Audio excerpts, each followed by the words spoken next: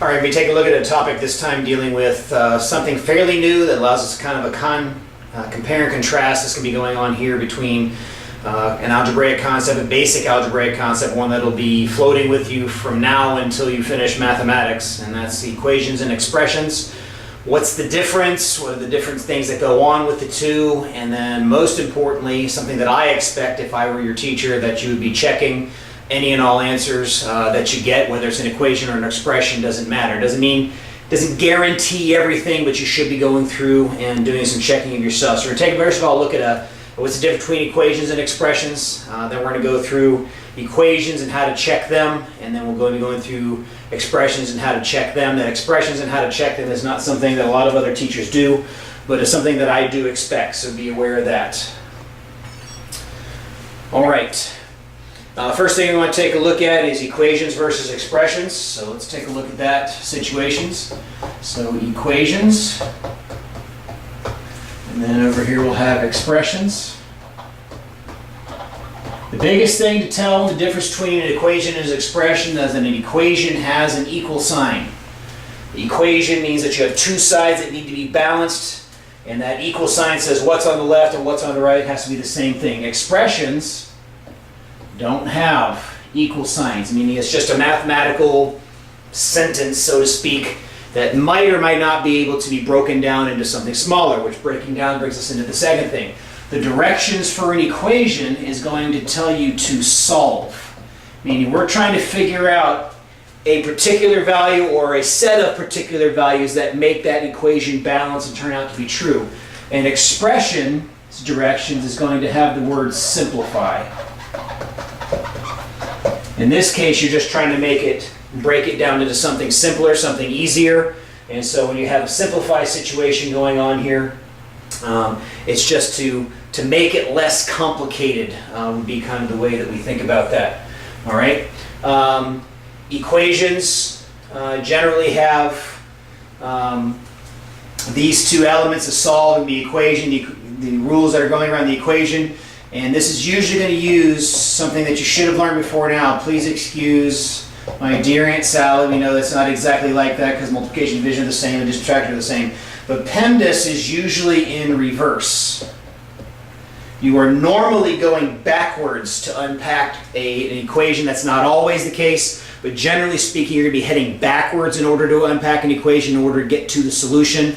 Whereas with an expression, you're almost always using your order of operations in the correct direction. Okay, so that's kind of the big differences between the two. You can tell the difference about whether there's an equal sign in the sentence or the expression. If there's an equation, you're trying to solve it, figure out the value that goes in there. If you're trying to simplify, you're trying to make it look easier. Sometimes you can simplify within an equation. And then generally speaking, your order of operations goes in reverse when you're solving an equation, and it goes in regular direction when you're dealing with an expression. All right, so next thing, let's take a look at equations. All right, so we take a look at equations in particular. An equation, like I said, has an equal sign in it. All right, equivalent equations, say for example I had 2x plus 3 is equal to 9. That's an equation because it has an equal sign in it. So the directions you would see for this situation is to solve for x, meaning what is the value that goes in for x in order to make this equation balanced or true. An equivalent equation would be 2x is equal to 6. Now what makes those equivalent equations is because the same value goes in for x in both places. One is just a manipulation potentially of the other. You'll learn how to do that very soon. But these two equations are equivalent because they require the same value to be plugged in here. If I plug in a 3, 2 times 3 is 6, plus 3 does equal 9. If I plug in a 3, 2 times 3 is equal to 6. So these both require x to be 3 in order to be able to solve them. And that takes us to this equivalent equation, which would be x is equal to 3. All right? Generally we say this is the solution. I'm not worried about the process right this second, but we're saying this is the solution to the equation. I've solved the equation and I have ended up with x is 3. All right. Now the back side of this is how do I know that 3 is right? I could just go, oh, I'm really, really good at math and I've been doing this for a long time, so I know x has to be 3. Well, I can. I can even do that one particular one in my head. The point here is they're going to get a whole lot more complicated than just what's right here. How do I know that the 3 is the correct value? I do it by checking. I require my students to check out to the side, which means they're going to take their value and plug it into the place. And they call that substituting, so that's going to be 2 times 3. The x gets replaced. This means x and 3 are the same thing. Every place I see an x, I can replace it with a 3. So I took that out of there and put the 3 in there. 2x plus 3 is equal to 9. Then I check that equation by solving it. This becomes 6 plus 3 is equal to 9. So 9 is equal to 9. This is correct. So what that tells me is, it doesn't guarantee that 3 is the only answer. It is in this case. But it does guarantee that 3 is an answer or is a solution that does work for this particular equation. And the process is really simple.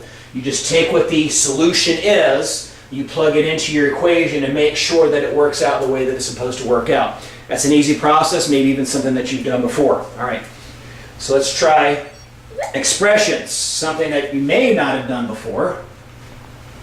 How do you check and make sure an expression is correct? And that's what we just spend our last little bit of time here on. All right, so if I have an expression, and first of all, talking about equivalent expressions. So let's say, for example, I have 3x plus 4x plus 7. An equivalent expression is an expression that would give me the same value when I plug in the same number every single time. So I'm going to put 3 different ones up here. I'm just going to say 2x to the second power. And then I'm going to write a third one. We're going to call this 7x plus 7. All right. Now, some of these are equivalent expressions and some of them are not. All right. Students may do something. In fact, I'm even going to change this one. Let's go back up here and erase this. I'm going to put this into something that a student might actually do. A student may tell me that this is 14x squared. All right. So that's a value that I may possibly get from a student on a test or something else of that nature. This one's right. This one is not. But how do I know which one is and which one isn't? All right, first of all, these are equivalent expressions because the value that I plug in should pop out the same value no matter what number I plug in, and that's the key. I don't have a specific equation to say this is equal to that, so what this is telling me, or the principle that's involved here, is this. If the expressions are equivalent, no matter what number, and I mean literally whatever number I plug in to one, should give me the exact same value if I plug that number into the other one, or substitute, which is the word that you may be used to. All right. I almost always, but not always, there are exceptions to the rule, but for right now, just for the sake of testing something, I'm going to plug in 3. And it'll show you which one was the right math process and which was right. This is my original, so I plug in the 3. This becomes 3 times 3 plus 4 times 3 plus 7. Following my correct order of operations, this becomes 9 plus 12 plus 7. That's 19. Of course, I should go this way. This is 21 plus 7, which is 28. Okay? That's the value that I get out if I plug in a 3. I don't have to plug in a 3. This just means any x, any value I want to plug in. I just chose 3 as a test value. So I tested with 3. I got 28 out of my original expression. Right?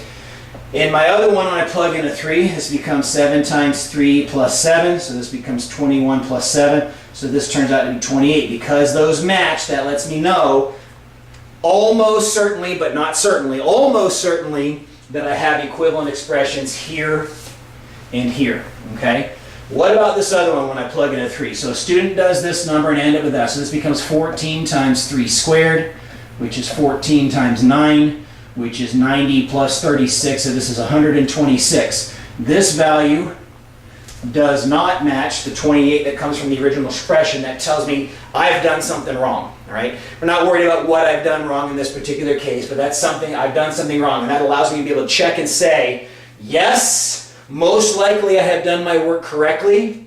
Definitely not. I have definitely not done my work correctly between these two. So make sure you understand my language there. This is for sure. This one has to be wrong because those values do not match. Because of the properties of numbers, sometimes you can get a match that's not really, shouldn't really be matching, but is. Let me show you an example of what I mean by that. X plus x, its real answer is 2x. Some students may tell me that is x squared, right? If I plug in a 2, or I test my values with a 2, this is 2 plus 2, which is 4. This is 2 times 2, which is also 4. And this is 2 squared, which is 4. So even though this one is wrong, I still got 4 for all of these values, because if I test another value, say 3, 3 plus 3 is 6. 2 times 3 is 6. Those two match, and they should. But if I put 3 in here, 3 squared turns out to be 9. That shows me that one shouldn't have worked. All right? So this is just a quick introduction. What is the difference between an equation and an expression? Okay, those are all there. And then lastly, how do you go about checking them? If you have anything to do with me as a teacher, then you are guaranteed that you have to do this. Don't even ask, do I have to? Yes, you have to check. That's the way it goes. All right? That's that. Until next time, see ya.